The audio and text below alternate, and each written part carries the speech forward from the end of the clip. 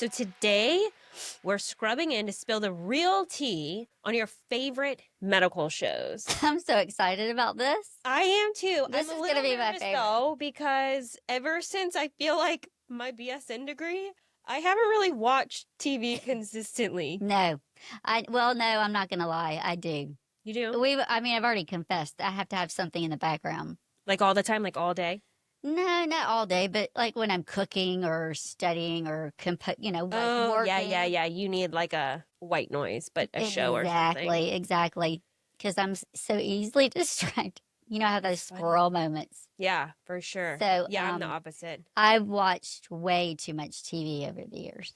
Even now, So like I feel guilty. I am the kind of person that at night, like Daniel and I will put something on the TV, but it has to be something that I've seen before so that my brain can zone out and not focus on it. So you can't watch anything new at night? No. Oh And my it drives gosh. Daniel crazy. It drives him crazy. We've watched like the same episode of Scrubs the last 3 nights as I fall asleep, and then he like changes it to something else after I'm out.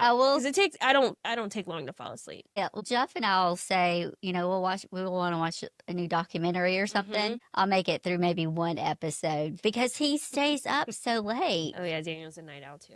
But we're trying to get back on track. We're trying to be healthy again. Yeah, no. We're too old. Like he stays in his bed. I do my thing. I just go to bed, just scroll through social. That's why you get like so many text messages when you wake up in the morning. Oh, I do though. Like I'm responding to your 10:30 text messages at 5 a.m. Yeah. Yeah, we're totally opposite. We probably need to play Marco Polo.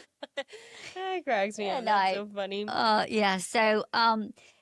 So over the years, what's been your favorite medical show? Okay, so let me just start by saying what I've seen. Okay. All right, so it started way back. MASH, which was not hospital-ish, but again, Loretta Swit. That was what I really kind of wanted to be, that kind of nurse. Like in a MASH unit. So that was my first, and watching them, work in that environment. Of course, I can't, equate whatsoever. But then after that, there were so many shows growing up in the 70s. I remember ER. There was one called ER. Not the original.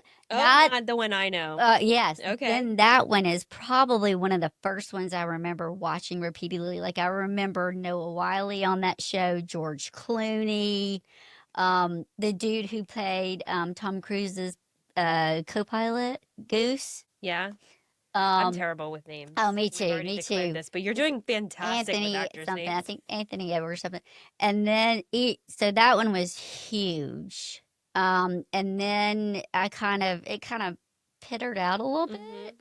And so then the very next one I really recall is Grey's. Oh yeah, obviously because it's been on almost as long as you've been alive. I mean, yeah, Yeah, that's probably fairly accurate. I want to say they've 28, 29 years. And then of course I've tried to watch like the Chicago Fire. Claire's trying to get me in all, but I can't do that. But then the last one I've got into is The Pit, which is Noah Wiley again. Really? So I want to start watching that, but what's it on? It's like the one thing we don't have.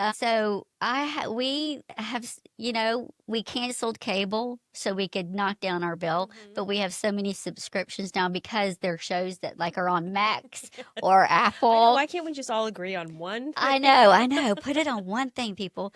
Oh, I think it's like through my membership through Apple. It's either Paramount or something, Paramount Plus. It's like another $7 a month. But that's how I see it. Okay. Eventually, they all will end up on Peacock for some reason. Yeah, they do, don't they? They really do. Peacock is my favorite. I don't really have a favorite because I watch the same thing over and over again. Well, I mean, The Office is on Peacock. So that's my go-to. And then Dateline's on Peacock, too. Yeah. I watch way too many of those. I watch more of those than I do medical shows because of this very reason, what we're going to talk about today. Yeah. Because it really just... it gives me anxiety because I feel like I'm working. And I think that's my thing. Is like if I watch a medical show, I get amped up. I'm like, oh my god. I know. Why are you doing that? No. Or I know it's happening. Why are you not seeing what's happening? Alert. I know. Yep. Yeah. So I think that has been probably, Grey's Anatomy was probably more for the drama, not the Oh, for medical sure. stuff. For sure. Whereas I feel like, there's some others that are much more yeah, like there's some other like realistic, I that I suppose. haven't like The Resident. A lot of people are talking about that. Have you seen that one? Mhm. I haven't watched that. Oh, and then there's Doogie Howser. Oh my god. Yeah, Well, we're going to jump into some of our favorites, some that we've heard are y'all's favorites. But I think the go to, like you said, it's Grey's Grey's. Anatomy. Well, I'm kind of always. curious if any of our listeners, viewers, if ever they watched Grey's Anatomy growing up and they were like, I want to do that. Like, I want to go into healthcare, Yeah, be a nurse or be a doctor because of that. because like I said, it's been on Forever. for decades. Yeah, so I know my kids have like watched every episode. Oh, for sure. Yeah. Yeah, Yeah. And then everybody, sure spoiler about alert, everybody starts dying. And then, after Steamy died. I'm like, y'all just killed my two favorite. yeah. Yeah. Christina left. Yep. Yeah, so I was like, I can't do it anymore. Well, so with Grey's Anatomy, the thing that gets me is that nurses are rarely ever seen Yeah, they don't do anything. in Grey's Anatomy. If And they it's are like, seen, they're in the background. yeah, or they're either gossiping or something. Yeah. They're not actually.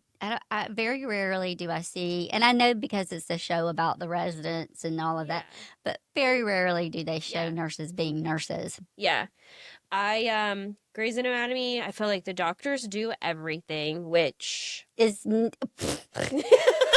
let's just take it from that. Correct way to say And that. no, the first time I saw a resident wheel a patient out, I'm like, no way. Never have I ever seen a doctor push a patient in a wheelchair. No. Never have I ever. No, not even if they're standing next to you. Yeah. Yeah, and Yeah. you're struggling. No. When I worked in the ER, the patient, if they're coding, comes in via EMS. You, as the nursing team, if you get the luxury of a heads up, you've got your crash cart in the room. You've prepped as much as you can with your 5 minutes heads up, and your team's ready. Hopefully, you've assigned roles by this point.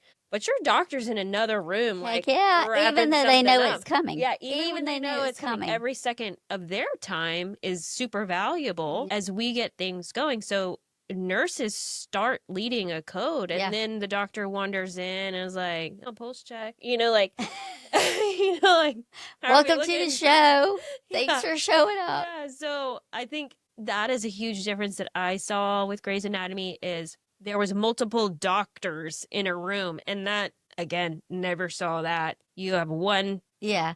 Now the doctor. only, and I can understand why on Grey's because it's a resident. Yeah. And they're with the chief, but there's always a nurse in the room. Always. Because they they're going to go back and document everything that was said, done. It's crazy. Delivered. Yeah. And seeing, I remember one scene where, what's the doctor's name? Alec or something? Alex. Yes. It was a NICU baby, a correct NICU baby or something. Something had happened to the mother, and he was doing skin to skin. Resident doing skin to skin for a newborn. Yeah. Are you kidding me? Yeah. Bless Shonda Wright's heart for putting that in, but that ain't real. Yeah, that was insane. And then don't even get me started about the airplane crash. Oh yeah, I will say also in Grey's Anatomy, and like you said, I mean, I understand the Hollywood side of it, where this story, this plot line revolves around the doctors and the residents and their whole story, but they are not with the patient at the bedside the whole time. That's the nurse. That's the nurse's role. They portray it that doctors do everything when in fact the nurses are there all the time and the doctors are popping in and out. And again, those are surgical. Most of them are surgical residents, but still, it really is so Hollywood. Yeah, and I think that can be troublesome in the grand scheme of things when people perceive that when in a hospital, you're laying in the bed and you're like, where's my doctor? At home sleeping, honey boo boo. Yeah. Like that, they're not there. So, yeah, I would love to see your reaction in an ER where stuff, for lack of a better term, is going down and you just sit there and wait for the doctor. Oh, yeah, right. That would never happen. No. You and I, we just jump into action. Yeah, I remember being in triage, and I was 7.5 months pregnant with Claire, my first. And it was back before we had electronic charting. So we had like cards where you would write they would write their chief complaint Uh-huh. and name and all the, like they literally had, Yeah. and some dude walks into the ER and it was the old ER. So it was, the waiting Yeah. room was much smaller. And this dude walks in and said, I think this guy in my back seat's passed out. So we actually happened to have a med student shadowing. So I took him out there with me. Granted, I'm huge because even though I was only 7.5 months, remember I gained like 62 pounds. So I go back and it was like this two-door Pinto, which is probably about the size, teeny tiny. And I look in the window and he's blue. I'm like, Oh he's not my passed out, he's gosh. dead. So I open up the door and I have on, because my feet are so swollen, I have on Danskos, but they're not they were more of like a mule type, no back. Mhm. So I get in the back seat and I start doing compressions in this two-door, and I'm like, go get me a stretcher and get some help out here. So I'm doing compressions in the back seat, which I know probably they weren't effective, but I was just doing what I could do. And I remember getting on the stretcher, riding, doing compressions, 7.5 months pregnant, lost my shoes, and Lost my shoe. we rolled into the ER room, and the doctor just happened to be strolling by, and he was like, what's going on? I'm like, what does it look like? Seriously? You don't see that in any ER. So the fact that this guy came in and just said very casually, there's no way I would sit or stand in a room watching someone, either flatline or stop breathing and not do anything. Oh, yeah. Wait for the doctor. Well, when they come to dump a friend or something and they're like, oh, let me just dump them right here, and they're trying to get your attention. I forgot about that. And then, let's not even talk, we're totally going off script. But the patients who call 911 for like toe pain, Oh my gosh. and then they get redirected to triage, and they're just irate because they don't go straight back. Yes. Very common misconception. Just because you ride an ambulance does not mean you're going to get seen sooner. Exactly. And the fact that on a lot of these shows, unless there are like multiple EMS coming in, Mm-hmm. I have never once seen physicians gown up and wait outside. Oh, yeah. No. Never. Oh, yeah. They do that all the time. Yes. So when they're like in their blue gowns, like, doo. Yeah, and they're putting on their gloves and they're like chatting. There is no freaking way. No way. I forgot about that. Yeah, I think the only time that ever happens, I know at AU, is like if a chopper came in. Oh, yeah. And then everybody and their mom is out there like, oh, let's see. Yeah. Everybody But wants to go. Just EMS, no. Yeah. No. Even for a code 1 ground, they don't, because when I was in that wreck on Hitchcock, and I talk about it later, but I rode with EMS to AU, and even with that, them knowing we had lost an airway, patient was, closed head. Even then, they weren't waiting for us. They were waiting for us in the room. Yeah. But we had to go all through. Okay, so now we're going to debunk the myths of all of this stuff. Yeah. Even though we haven't watched all of them, Mm-hmm. just reality. I don't want, just like you said, I don't want people to go into nursing thinking they're going to go and be a nurse, like whatever's happening. Like MASH, for me, Loretta Swit portrayed the nurse that is strong, can make great decisions on her feet. Not all of the other stuff that happens in, that whole series with her and somebody else, but just how strong she was and how knowledgeable, and how those doctors really leaned on her during those times when patients were coming in. She was just that just picture of just strength and that kind of nurse that I wanted to be. Yeah. I remember when I went to Albany and I got to work, like they put up the MASH tent, and that was thrilling for me because that, kind of, and the girl that I was working there with, Britt, when she saw that Loretta Swit had died, I immediately posted an RIP because I just loved that character. Britt is like, I thought about you when I saw that, because that's all I talked about, how excited I was working in a MASH tent, even though it was just swabbing for COVID. We weren't getting bombed, like nothing. Gunshot wounds or anything. Yeah, nothing. We were just getting, swabbing patients. But still, it was a remarkable moment in my career.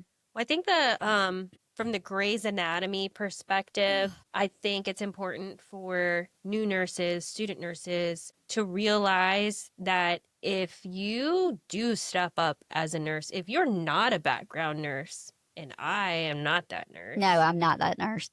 You can gain a lot of respect from providers, from physicians, doctors, but we work as nurses, we highly value the interdisciplinary team. Healthcare to me is a team effort. It's a collaborative group effort. And I think that's something huge that Grey's Anatomy misses in healthcare. You, as a human, whether you're a doctor or a nurse, RT, PT, whatever, you don't know everything, and you have to rely on your team. I tell you what, respiratory therapists have saved my behind so many times. They're smart cookies. Oh my goodness, they don't get the props that nurses like, and they just kind of scoot in and scoot out.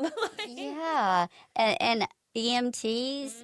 I think every nurse that has to have ACLS or PALS, they need to ride the truck. And that's how they need to recertify.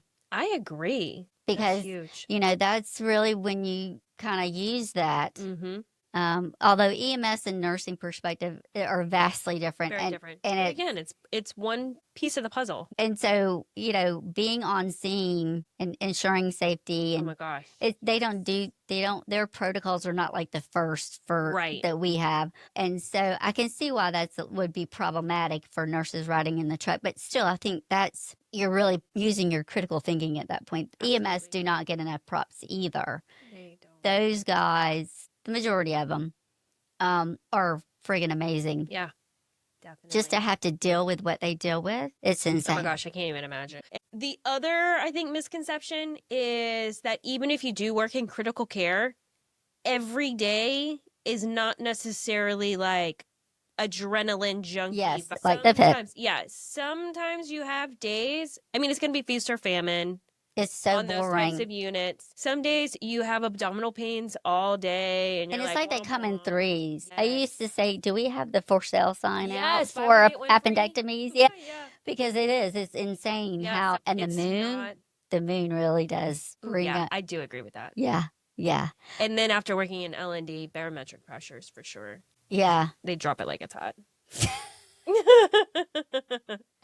Again, yuck. You not every day is 10 codes or so there are two scenes that I vividly recall going, no freaking way. Yeah. And Grey's. Okay, tell me. I want to say they were doing a transplant. Okay. Yeah. And the one time they showed someone, the surgical nurse dropped. Oh my god. What they were. The organ? Yeah. And they washed it off. And Ew. Apparently 5-second rule counted. I'm like, okay, I can't. What would get me is that one of the doctors would always go get it. Yeah, okay. Well, I've heard, I don't know why I was in the OR room, but I was in there for something. I had to, when I was doing PACU, I had to scrub in and go. And a nurse prepped and like how they do aortic valves, like a replacement. Okay, cool. But she had prepped the wrong size, and that surgeon, and I mean, understandably, but he freaking lost his mind and was horrible. Kind of like that. Been going around about that one surgeon that talked so poorly to that nurse about suction. It was insane. And so when I saw them drop, I can't remember. I want to say it was a heart. Maybe it was even a different. I don't know. But I was like, "There's no way. Yeah, that's stupid." And then the second vivid thing I remember saying, "Okay, I'm done," and it ended up being a meme. After McDreamy died, the meme was, I know how McDreamy died. And they showed him intubated at 5 at the, so for those of you who do understand what 5 at the lip means. So you have this ET tube that's probably 6 or 7, depending on how big you are. Like mine wouldn't be that long, but about 6 or 7 inches long. And it's marked centimeters. Yeah, you measure it. And it typically, your centimeter, I can't even remember. But you're typically at 20 something at the lip because you've got to go down into your trachea. So 5 at the lip is like that far down. It's like in the back of his throat. Like that did not perfuse any oxygen whatsoever. So I'm like, okay, I'm done. That's funny. Yeah. Well, have you ever seen The Good Doctor? Oh, no, I've heard a lot about that. When it first came out, I watched several episodes and I actually really liked it. Now, And what was the premise of this one? so, from my poor recollection, so if this is completely inaccurate, please correct me. It's an autistic Oh, male yeah. who's a doctor who becomes a doctor, and it he's called the Good Doctor because He can. that's his jam. He can see it, he can piece it all together, and he's really good. Now, myth is that a single resident performing all of these things, whether it's a solo surgery or diagnosing or invents care plans brilliantly, Alone, again, solely it's without never the input of the attending. yeah, it's never one person ever. But I think overall it was an interesting show. But yeah, definitely a very skewed version of healthcare. Now, I will say a couple of things that I have seen right, they've gotten right. And it's tragic to say is when Meredith got beat to a pulp by that patient. Mm-hmm. And then in the pit, something very similar happened to the charge nurse. Mm-hmm. Now, the pit is one of the medical shows that really captures what it is. Okay. So the pit is based off one shift, and Oh, it's neat. different. You know, every episode is like an hour of the shift. Oh, Yes. huh. So and you know, it starts by the main character, the attending, who's Noah Wiley, has the administrator following him, talking about getting his survey scores up. Mm-hmm. And, you know, that's reality. Oh, yes. But he's like, you know, you give me more nurses, you give them better pay, you Right. give me more techs and give me better supplies and supplies that are And then we actually can do here. our jobs. And then we can do our jobs. Yep. Yes. And then you'll get patient satisfaction up. So that right there had me at hello. Ding, ding, ding. Yeah. And then it just like every hour, and there's residents that make horrible mistakes and they call them out on it. You know, they actually know what they're talking about. And here's a fun fact. Ooh. Noah Wiley's mom is a nurse. Oh, cool. In fact, he's one of the main lobbyers that went to DC for to support nurses and workplace violence and, you know, better Fascinating. yeah, better quality of work. That's a fun fact. Yeah. So he really is supporting. And if you see interviews with him right now, like on Kimmel or whatever, he very candidly says, you know, my mom's a nurse. You know, they went into the show making sure that it was real, Mm-hmm. and I feel like they delivered a quality product. I know there is a couple of things that people have picked up on that could never happen. I can't remember what those were because I moved on to something else. But I will say it was very, very, very good. Cool. Yeah, so that one of the things that I have seen them get right was that those episodes with workplace violence, which is sad to say. I mean, it is sad. why Very is that sad. the thing they get right? You know, because I guess it makes headlines and good press, but I mean not good press, but press, but still, why does that have to happen? Mm-hmm. It shouldn't even be a thing. Mm-mm. And I mean, I personally know several coworkers who have endured things like that. So, I got my nose I fractured. remember you telling me about Oh that. my gosh. So, you know, it's just no one really. And when my husband, again, we talk about all the time, our husbands have no clue. It was like in the last few weeks, Claire and I were talking about, you know, violence and stuff. I think I was telling her about, I forgot what I was telling her about, but Jeff is like, what are you talking about? I'm like, I was married to you when I had my nose fractured. He goes, that was by patients. I'm like, well, one of them was by visitor. He goes, are you kidding me? I'm like, why are we just now clicking? I have told you this. Yeah. But again, no one really understands what all goes on. Oh, My for dad, I remember my sister was a DA here in Aiken County for a while, and he used to go to court and watch her prosecute. He would loved it. He was so proud of her. She was so mean. But she was good at her job. Let me tell you, she's amazing at her job. She's no longer a DA, but it was amazing. Like, she blew my mind. But I looked at Dad. I'm like, Dad, you never come watch me work. He goes, I want to see you change bedpans. Yeah. I'm like, okay, sure. Okay. Right. Yeah. That's all I do. But then he would ask me to bring him the little Spessy cups from a Foley catheter kit because it fit in his golf bag. It was like a good shot of alcohol.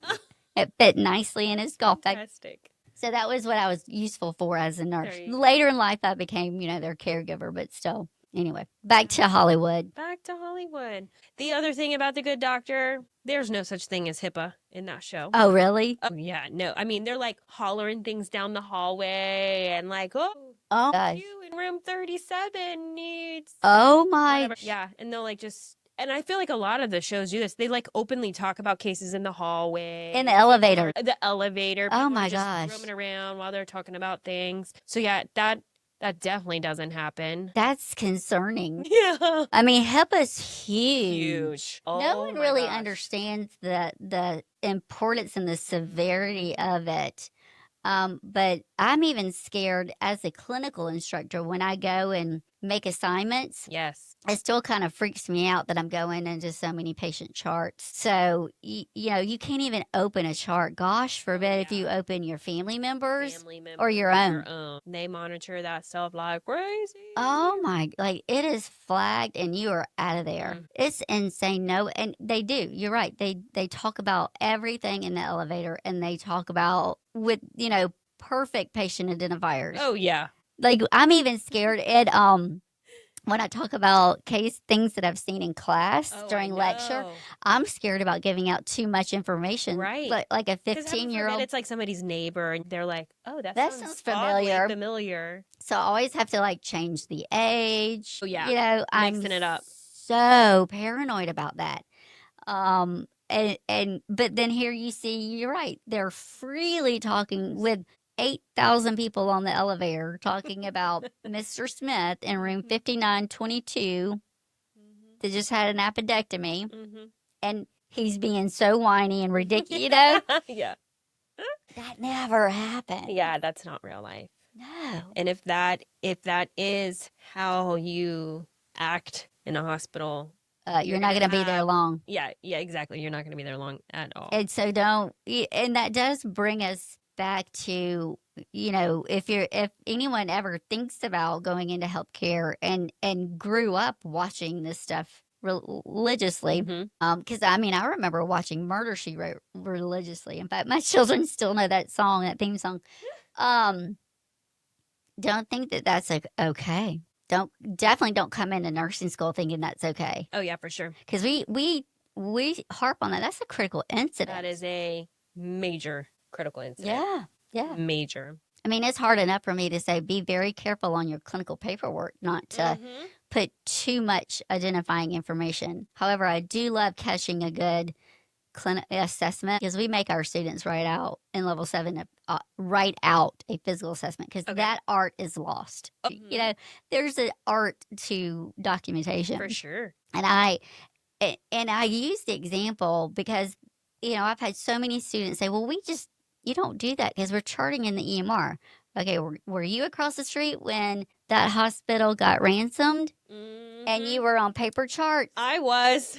For 2 weeks. 2 weeks. Yeah. Yeah. And no one knew how to do it. In L&D, you had to sit in the room because they wouldn't populate our strips. Oh, so you had to print them out? Oh, no, you had 12 hours you sat in the room. 12 hours. Wow, yeah. Daddy. That's a big deal. So it can happen. Yeah. So you need to know how. Some moms and dads that are about to become a mom and dad like to still create. Yeah, they like to cuddle in the bed and stuff, and the whole thing was so awkward. I'm like, did they not know you were in the room? Yes, I was clearly sitting right there. And they'd and sometimes during the labor process, there are those moments where they're like, oh, I love you so much. Like, the significant other is just really trying to be there for them however they can. And you're like, I'll look over here. Yeah, like, let me go wash my hands. I'll step into the bathroom in your bathroom for a second so y'all can hug it out. I don't know. I can't even begin to tell you how much stuff. When an organization that I work for, when we put in what we called, I forgot what we call them, but they were computers on wheels, and they could watch. So it was like patients who had a high fall risk score or something. So they could be redirected via the computer versus putting a sitter in the room. Yep. When that was first initiated, what we caught on camera was unreal. Oh no.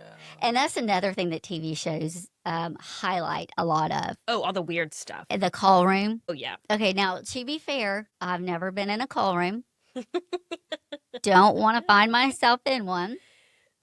But there's no way. And, no. and closets, like Yeah. supply closets, where things happen in supply closets.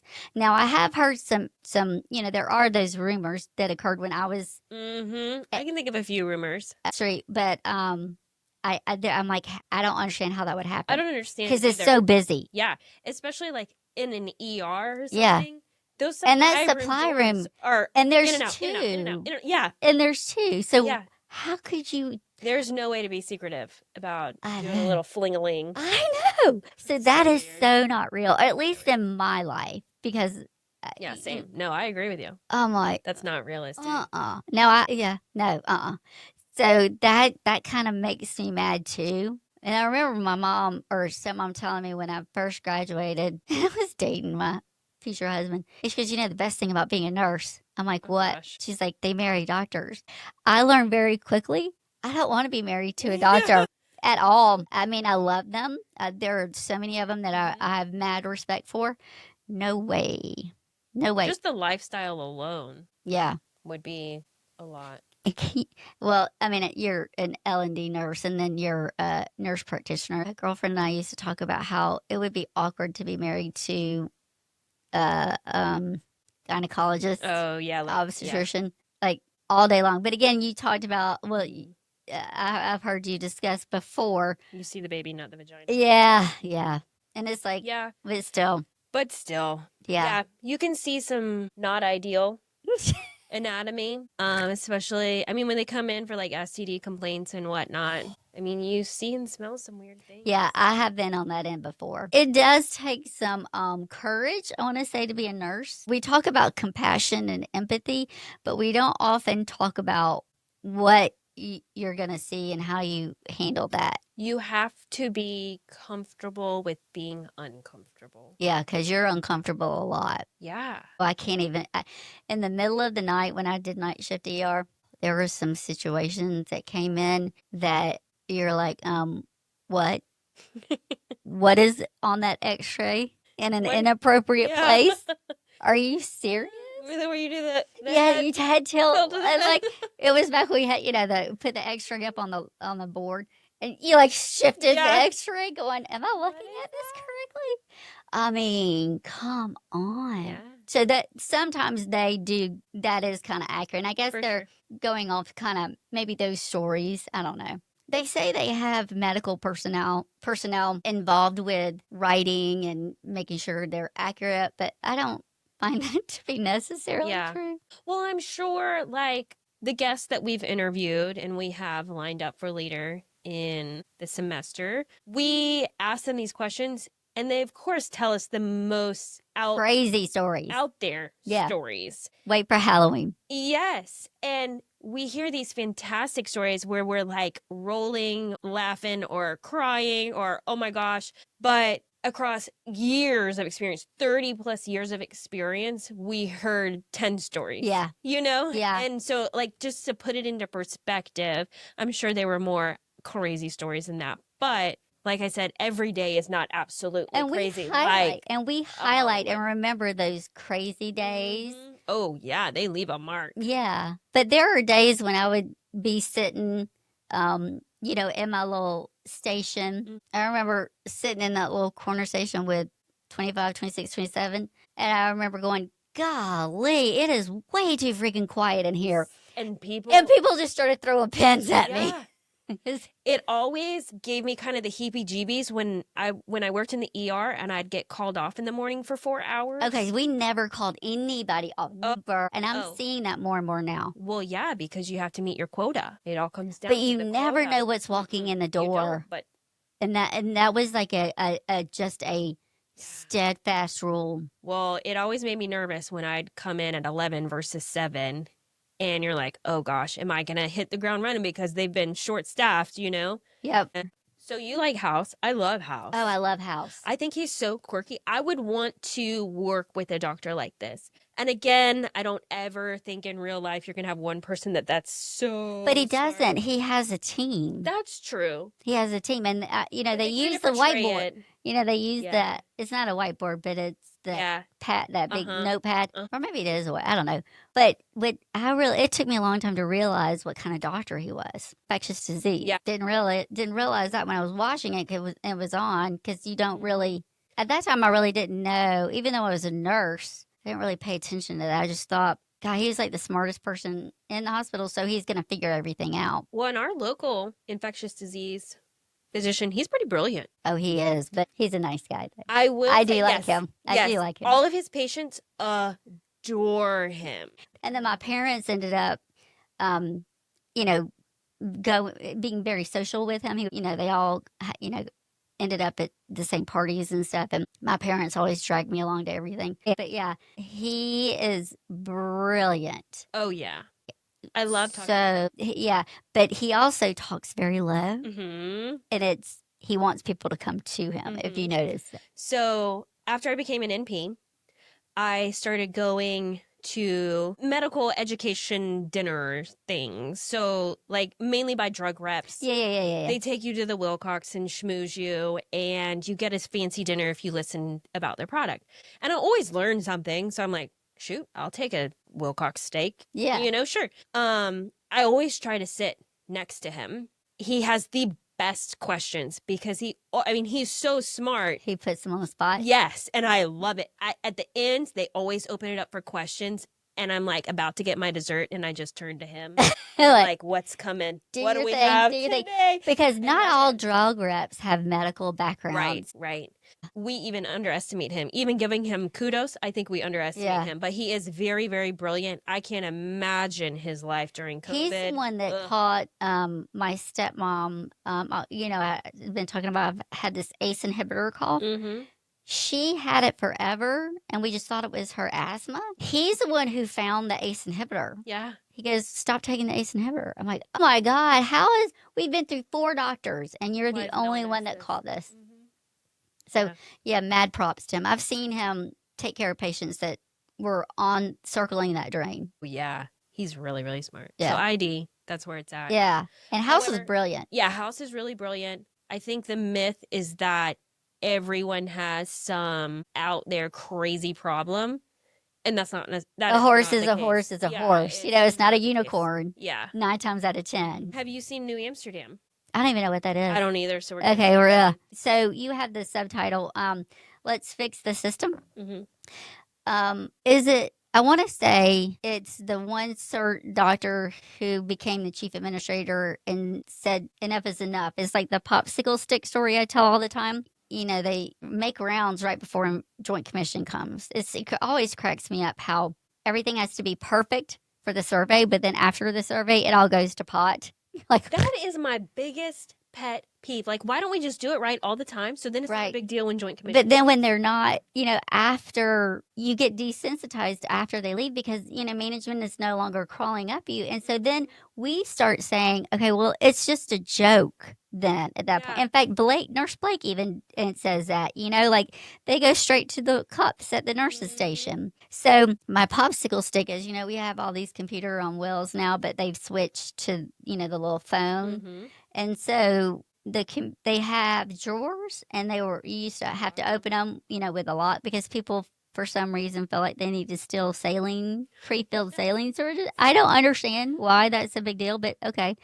When you if you're a drug user, you can go get free drugs, supplies. But they got to the point where they wouldn't open even if you unlocked them. And so people were having to use like their hemostats and anything we could get, our surgical scissors, just cracking them open. Uh-huh. And so and it wasn't a popsicle stick, it was a tongue blade. I remember this story. And put a tongue blade in the door so the door wouldn't lock. Yeah.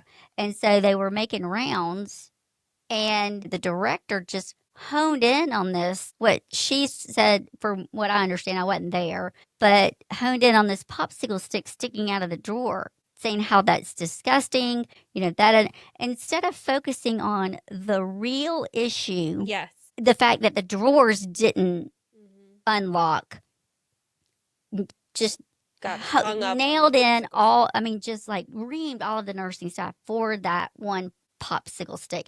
And that just got all over me. That is the problem today. We allow that kind of stuff to be okay. Yes. And again, we just think Joint Commission, getting prepped for Joint Commission just is laughable, because we know the second they leave, it's going to go back to the way it was. I remember eating, because the only time you really got to eat was if you had a second at your station documenting. Yep. Like shove a cracker in your face. Yeah. It just, and this whole illusion about having an uninterrupted lunch break irritates me to death. Oh, yeah. You cannot be a nurse and not have an uninterrupted lunch break. And the fact that if you write in the book saying I didn't have an uninterrupted lunch break, you get written up. That is so wrong. So I will say, if that's what the premise, and I think I remember seeing some advertisement about that, but I remember him being in front of in an auditorium in front of other physicians, saying, we've got to fix the system. Okay, so I need someone to actually fix the system. I agree. I think a lot of it comes down to staffing. Yeah. And pay, and they don't want to pay nurses. So we have a lack of nurses, and nurses have a huge liability every day. Oh, we're named more. Look at Vonda. I think she's probably out of jail now, but she sat in jail for about 5 years for, a horrible medication error.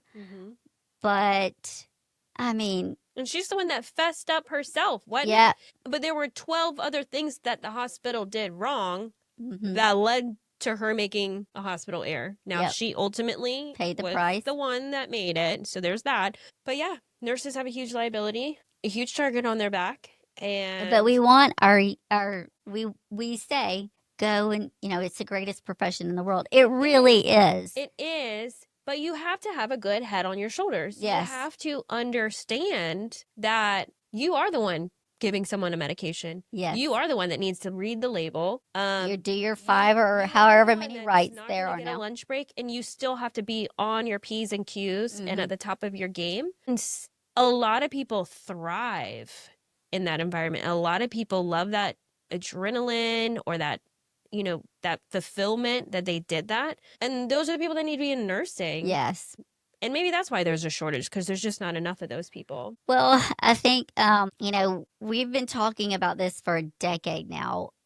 We knew this time was going to happen, where the largest proportion of our workforce, baby boomers, the generation before me, were going to retire. I remember being in staff education across the street. Gosh, right before 9/11 even. I remember following our CNO, having this very conversation with her. So back then, 25 years ago, we knew this day was going to happen. So now here we are, had no anticipation for the pandemic. So now that pandemic weeded people drove tons of people out of the workforce.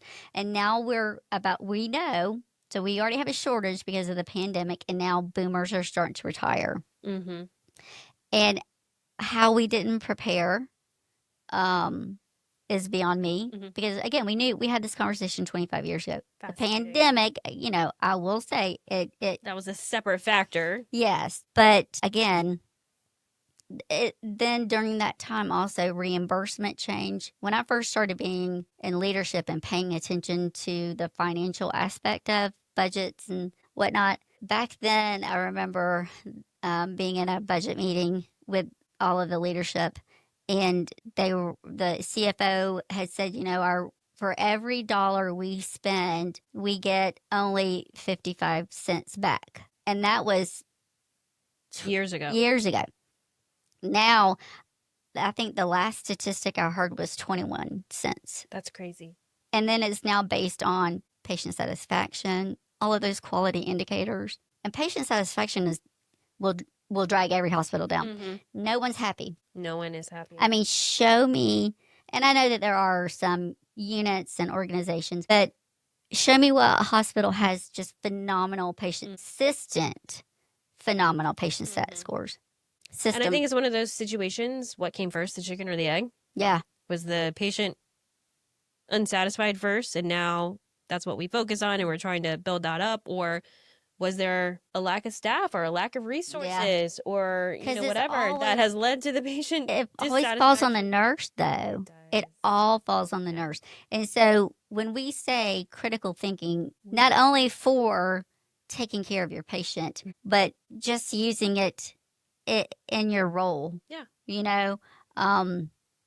Whether you're prioritizing your patient care or deciding on, I don't know, supplies, like we have lack of supplies all the time. You've got to be thoughtful, almost kind of intuitive. And as a new grad, you got to look those skills learned. You got to learn how to, I guess, navigate the politics of where you are. Yes. And be smart about what you do and what you don't do. Well, I think, and I know you and I both say these things not to scare someone out of nursing, but to address the reality of it. Mm-hmm. And if you can do your job well and use less resources, then in the long run, hopefully that would change the pay for nurses. And if we can do that collectively as a whole, it would improve things. Or using those critical thinking skills so we're not keeping patients in the hospital longer than they need to. So everything compounds upon itself, and we are the drivers of the ship, I believe. I truly believe we are. And so it's a big deal. It is a big deal. But this goes back to the Hollywood versus real life perception. Yes. There's all these undertones that we know are happening in the real world that aren't necessarily shown at all. Right. Which leads me to Scrubs, which is the show that I've watched through the same episode. Funniest. No, I would love to be a nurse in that hospital. Yeah. That would be funny. But I think they do a decent job of showing burnout, showing relationships between staff in a more appropriate way. Yeah, because it was on like regular nighttime TV, like 8 p.m. So the episode that I watched the last 3 nights was when you can't remember. I'm trying to think of the people's you fell names. asleep. I'm trying to think of the people's names, but it's when the nurse and the guy get married. Which one? They date Zach. Zach's the main one, isn't it? Yeah. Turk is the other guy, the best friend. Yeah. So Turk and the nurse get married. Oh, well, yeah, and he misses the wedding because he's scrubbed in and all this shenanigans. And I think, even nursing students realize you go through school as a cohort, you're in it to win it together. Yep. And I think that's how your unit becomes too. Mm-hmm. My ER, I have an ER family. Oh, yeah. I have an L&D family. You said that many times. You have your nursing loves where you do life together. And I think the nursing bond truly connects you with your people. We call us the OG ER, and we still keep in touch on Facebook. So if we see one of us is going through a bad time, we'll get like a group message. But I tell my students now, you're going to see your work family more than you will your real family, especially your extended family. Oh, yes. And I think a little while ago, you talked about, you have a code coming in and you're defining roles. Mm-hmm.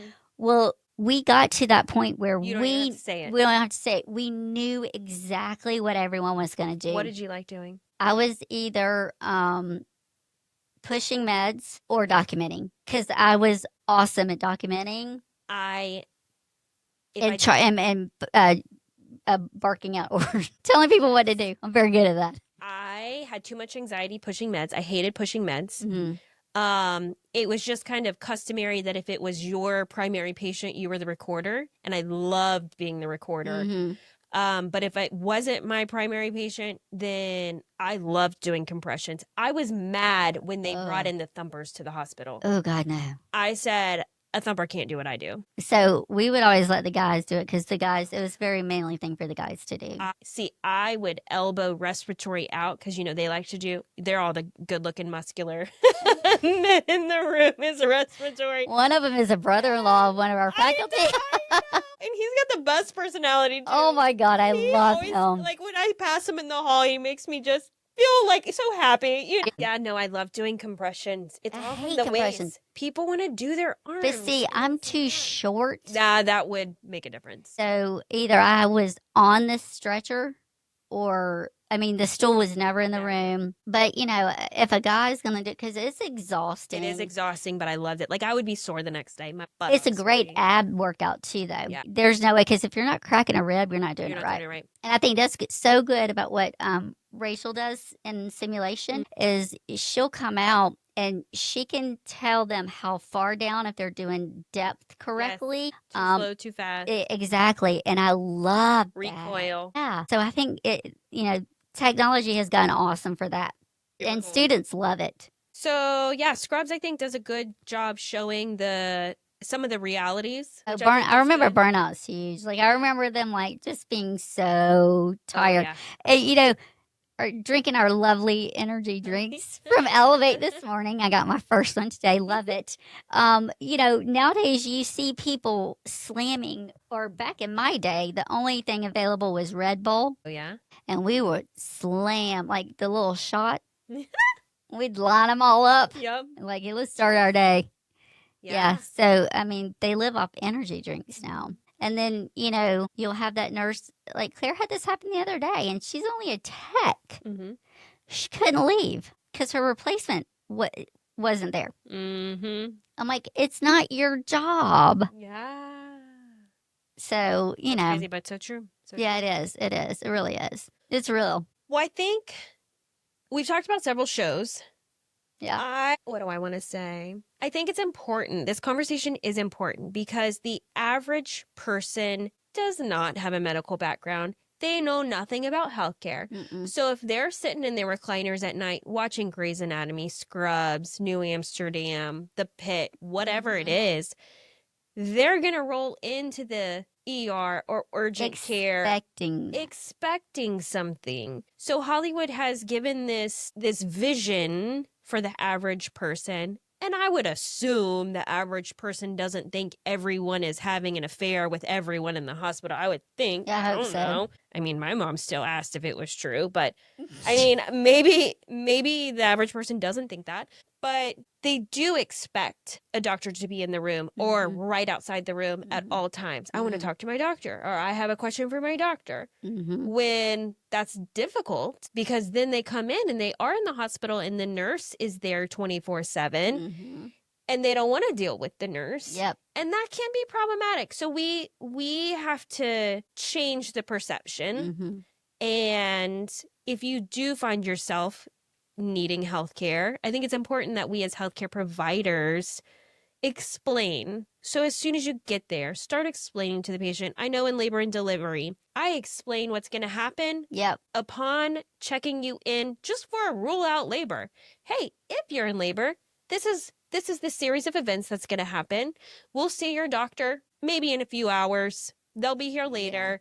And then if today's the day that you have your baby, then you're going to go over to postpartum. Yep. We're going to do all this. Like, I talk about the entire potential stay. Do you have any questions? Blah, blah, blah, blah. We talk it out from the get-go, and I think that's important for healthcare providers to do on a regular basis so that the patient knows what to expect. It is high anxiety for anyone that comes to a doctor. It's their worst day. We've said that several times. Like, what they're having is the worst day, is a normal day for us. Yeah.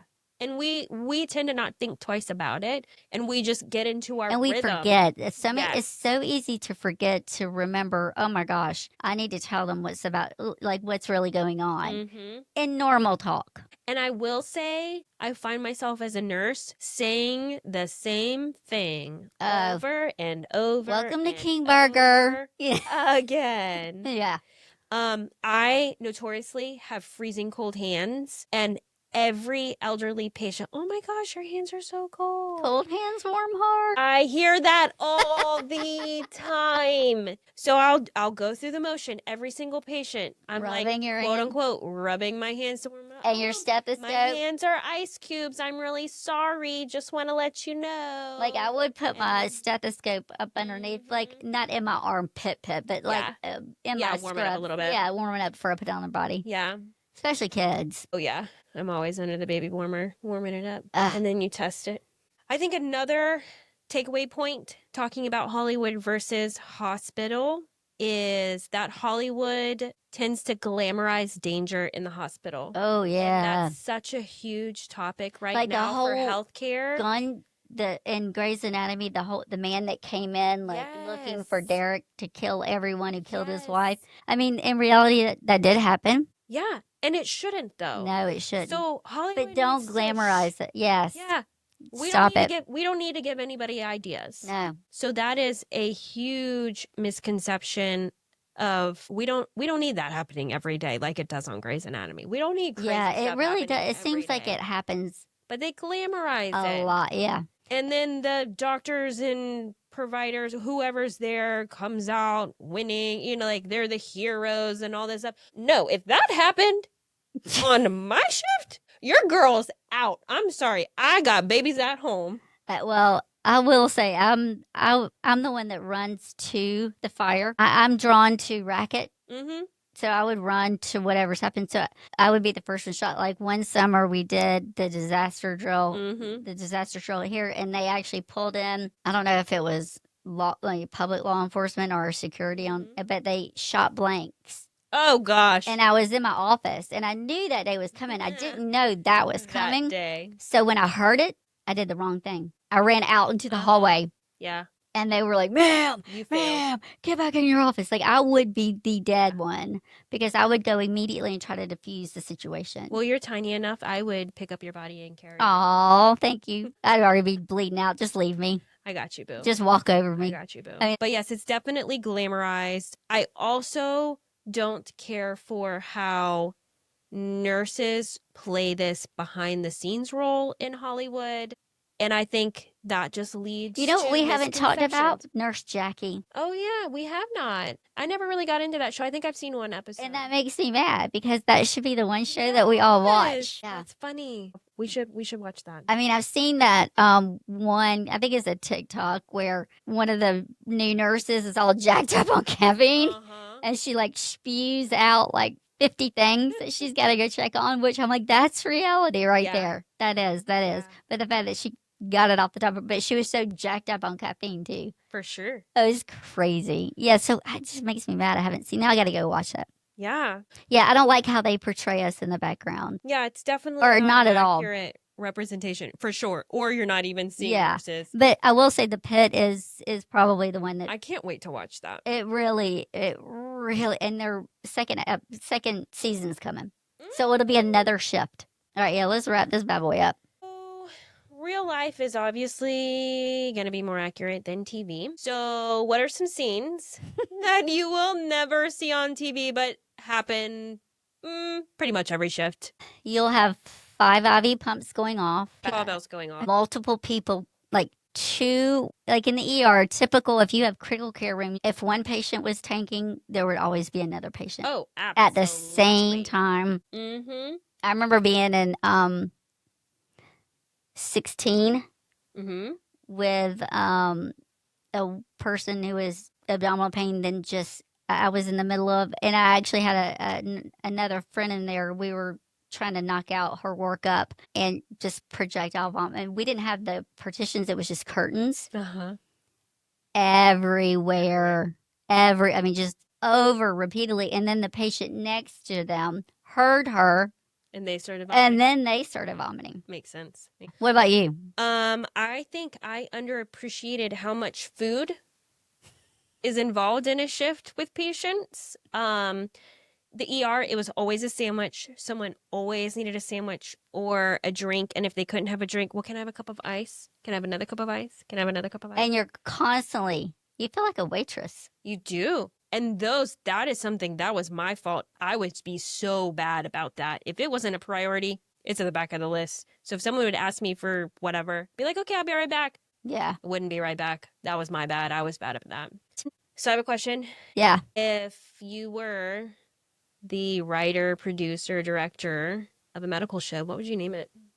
Oh, that's a really good question. I mean, I could think of a word, but I probably shouldn't say it on air. No, I have no idea. What would you name it? Charted Charted's not bad. Yeah. No, I like charted. Charted, yeah, it leaves a lot of room for interpretation. Yeah. All right, so Because I could already see the first episode Mhm. how patients weren't being charted on ooh, yeah. and the liability of that. Mhm. Because if it's not charted, it's a not done. Well, I think you and I both can appreciate the drama that Hollywood provides for us. Yeah, it's good entertainment. It is good entertainment, but it's definitely far from the truth. Right. So, as you and I both love to do, we like to keep it real. Yeah. So that is what this episode was all about. We Yeah. hope you enjoyed So it. what is the show that really gets underneath your skin? Yeah, Let's hear from you. That'll be interesting to hear what everybody else has to say. So as always, like, subscribe, follow along with us on Apple Podcasts, Spotify, YouTube, and Instagram. So next week, come along with us as we start. Oh yeah, this is going to be awesome. Yeah, why is this so hard series? So once a month, we are going to address a level in the School of Nursing and interview a student to see how they overcame the student who just finished that level. So they will talk about the level they just completed and give you all the tips and tricks to be successful. Yes, not answers to the test. Yes, not that. But a guide to how to survive. I like that. Guide to survive. Yeah. Perfect. Yeah. So once again, thanks for scrubbing in with us.